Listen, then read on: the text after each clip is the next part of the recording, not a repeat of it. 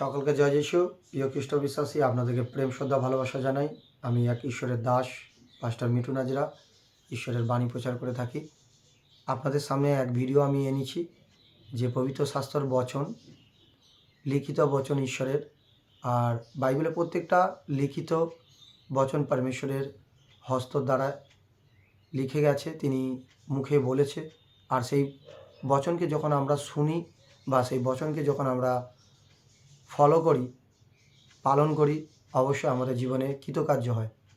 আজ অনেক সময় আমার কাছে মেসেজ আসে, অনেক বিলিভাররা ফোন করে, অনেক বিলিভাররা ফ্যামিলি ফোন করে বলে, অনেক মেসেজে লেখে যে পাস্টারজি, সত্যি কি আমরা প্রভু যিশুর নাম থেকে পিতার কাছে প্রার্থনা করলে তিনি শোনেন?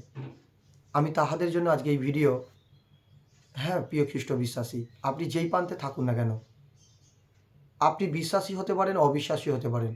আপনি যিশুকে বিশ্বাস করুন আর নাই করুন, আপনি যদি ঈশ্বরকে চিনে থাকেন,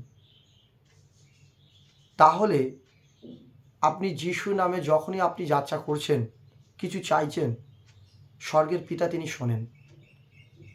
কেননা এই পৃথিবীতে একমাত্র যিশু অধিকার আছে।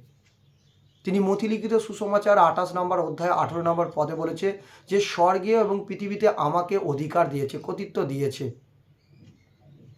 আপনি যেই প্রান্তেই থাকুন না কেন,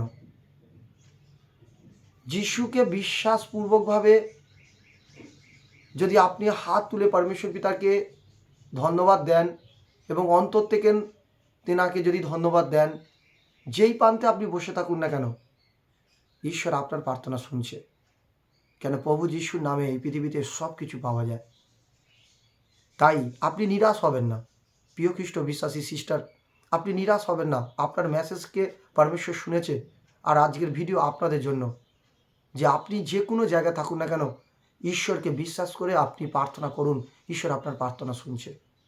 অবশ্যই পরমেশ্বর আপনার প্রার্থনা উত্তর দেবে। তাই আপনি ঈশ্বরের কাছে প্রার্থনা করুন। প্রত্যেকের প্রার্থনা তিনি শোনেন আর প্রত্যেকের প্রার্থনা তিনি উত্তর দেয়। হালেলুয়া। সকলকে জয় মেসি।